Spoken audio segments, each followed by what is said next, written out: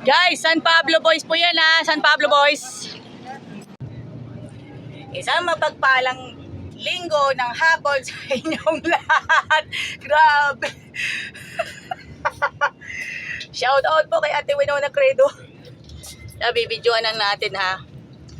Yan. Kasi kasama yan. Kasama sa content. San Pablo Boys.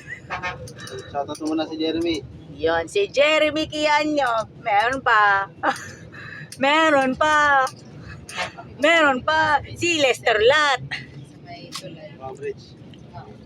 Meron pa si Lester Lat pa eh. Tapos mga tayo ni. Mga tayo ni sila. Ah, hindi. Friends lang kami. Eh, mas bata din siya yun. Mas bata din siya. Alam na eh. Eh, nakaka-video. Nag-video din ako. Nagpara. Eto, dedicated ito kay ano ah.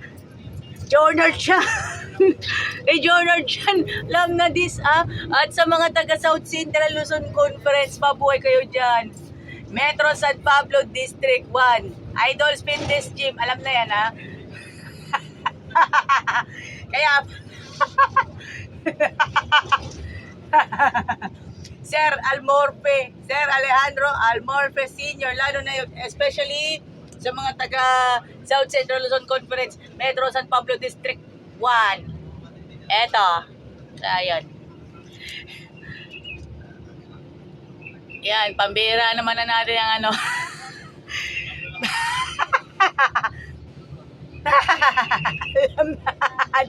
Alam na this. Bubble Gang. Ah, sana ipabida na lang sa Bubble Gang.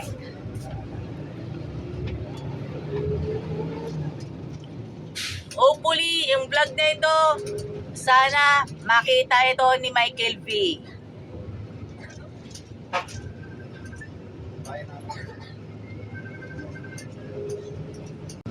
Yo, what's up? Joy at Mantilla here. Kasi naman, sana maging, alam mo naman tayo, para mag-viral tayo for the views, for the content. Yan, alam naman natin yan. Pero, ang pinangahawakan na natin yung spiritual na buhay. Yun. Yan yung talagang mas, talaga, garantisado. Yun, kaya nga pala, para sa inyo, kaya ako nandito sa bus number 88115. Alam mo na yun, Jack Leiter. Alam na this. Kaya nga, eto, babasahan ako kayo ng isang talata. Alam mo na yun, sa isang talata sa Bible or doon po sa Sabbath School lesson. At ito naman, kaya nga ako napadpad ng San Pablo at manggagaling pa ako ng Calamba. Okay? Mga kaibigan, kaya ito, ipapabasa ko na lang po sa inyo. So mga kaibigan po, ipapabasa po natin yan sa pamamagitan nito. So, ito ang ating clarification. Ito, clarification po natin para sa lahat. Yan.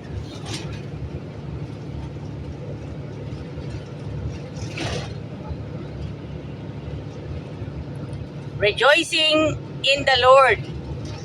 At basahin ninyo ang Philippians chapter 3 verse 1 to 3.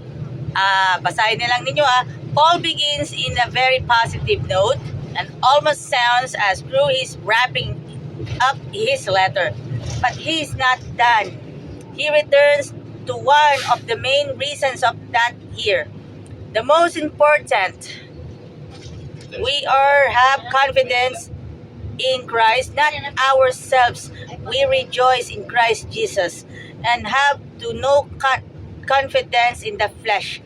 Who among us has, who one way or another, learned the hard way about not putting the confidence in the flesh.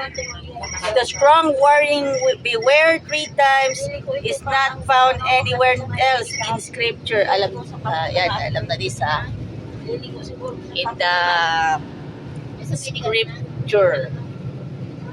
Apparently, the Philippians knew very well that else in Scripture the treat Paul is referencing. Rather than 3 separate problems, the warning appears to refer to a group of false teachers.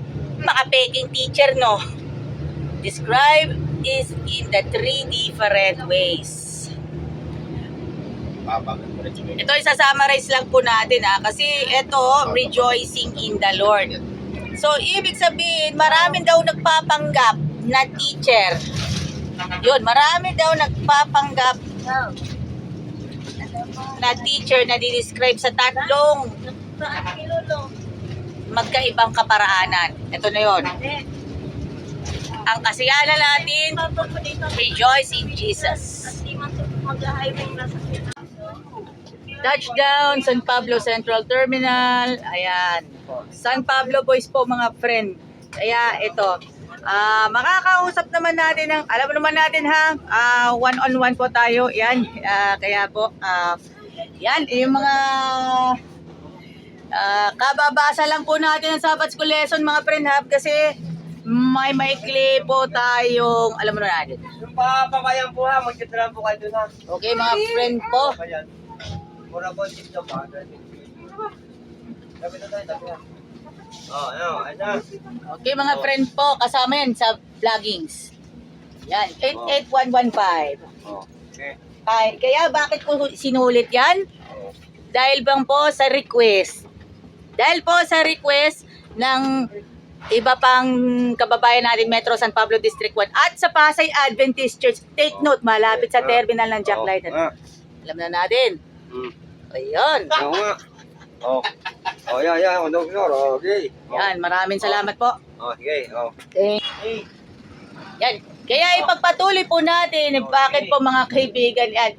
88115 kasi syempre espesyal para dito. Alam naman natin yan. At Shoutout mo na kay,